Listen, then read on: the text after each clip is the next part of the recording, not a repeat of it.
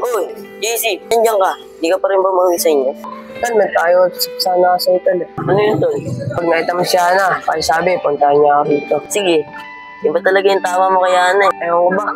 Iba talaga yung nararamdaman mo kay Ana. Wala, Tol. Napamahal ka na talaga kay Ana. Pero sige, Tol. Pag nakita ko si Ana, sabihin ko yung sinabi mo. Salamat Tol ah. Sige, sana ka. Sakto. Wendy! Bakit, Lepot? Oo nga pala, may pinapasabi si JC. Ano yun? Gusto niya kasi pumunta ko doon sa tinatambayan niya. Sige, Lepot. Paano? Dito na ako. Baka pagpunta ako, pagalitan pa akong tita. Huwag na lang. Ate? Oh, May, ba't napadalaw ka? Ate, ang boring sa bahay. Okay lang ba dito muna ako? Okay lang. O nga pala, te. Nasaan na yung ampon mo, si JC? Ang totoo niyan, May, lumayas kasi si JC. Ha? Bakit? Kasi nataasan ko kasi siya ng boses eh. Anong dahilan? Kasi umamin kasi siya sa akin na may gusto daw siya kay Hana. Diba ang pangit naman tignan na may gusto siya kay Hana? Oo, kasi si Hana, naging boyfriend niya si Digma. Tapos si JC, liligawan niya si Hana. Di ba parang weird naman nun? Ayun nga yun, kaya napagtaasan ko siya ng boses. Ayun, lumayas. O, may bala ka pa bang pabalikin siya? Oo, kaya nga pinanap ko siya nakaraan eh. Nakita nga siya pero hindi naman siya sumama. Nahihiya raw siya sa ginawa niya. Kahit sino naman, te, mahihiya eh. Para sa wala naman na yun eh. Ang gusto ko lang naman na makabalik siya rito sa bahay. Kasi nag-aalala na rin ako sa kanya. Kung gusto mo, te, hanapin natin. O nga pala, nasaan na si Hana? Andyan lang yun eh. Hana? Oh, tita, bakit po? Hana, okay lang ba na samahan mo kami maghanap kay JC? Sige po, tita. Alam ko rin naman po kung saan siya naglalagay eh. O, edi mas okay. Mas madali natin siya makikita. Ngayon na po ba, tita? Oo, tara.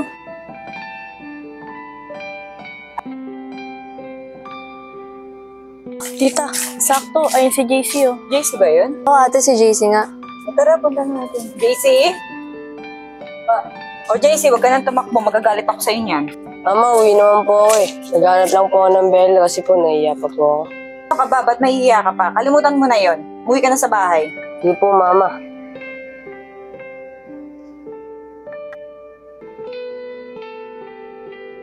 Ate, hiya mo na. Pasapin na lang natin sa bahay. O ano pong tinatayo nyo? Tara na. Ikaw, JC, kapag pinapagalitan ka, huwag kang lalayas. Pinag-aalala mo lang kami. Apo, Mama.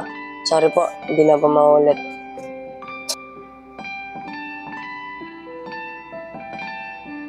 Ay, Hana, may nakalimutan pala akong bilhin sa palengke. Pwede ko ba iutusan ni Digma? Okay lang po, tita. Sige, ma, na po bibili. Sige na. Nakasulat na rin pala dyan yung bibilhin nyo.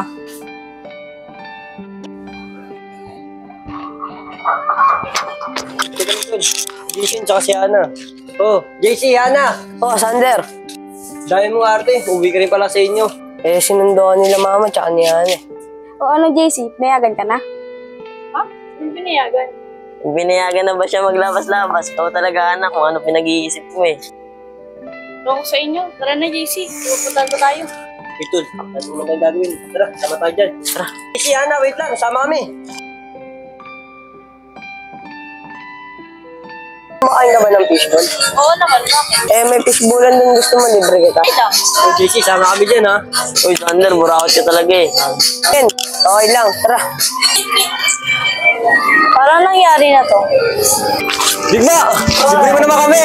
Ano, si Ana na lang palagi? Ito talaga, Sander, ang lakas ng panga mo yung pag sa pagkain eh. Patay gutom ka talaga Hindi eh. ako yan. Ito yung si Boy. Tignan mo yung mukha. Gutom na gutom. Oy, Ana! Ay, sorry. May naalala lang kasi ako eh. Naalala mo? Naalala ko lang kasi yun. Nilibre tayo ni Digma eh. Oo, Tom, naalala ko yun. Sinabihan ka pa kanina ko na burakot eh. Gago kayo, no? Tara na nga! Sander, nakakami siya samahan natin dati, no? Nung kompleto pa tayo, kasama pa natin si Raul. Oo nga, pre. Uy, Ana. Ang talas din ng memorya mo, no? Naalala mo pa yun, yung nilibre pa tayo ni Digma. Siyempre naman. Hindi ko makakalimutan yun.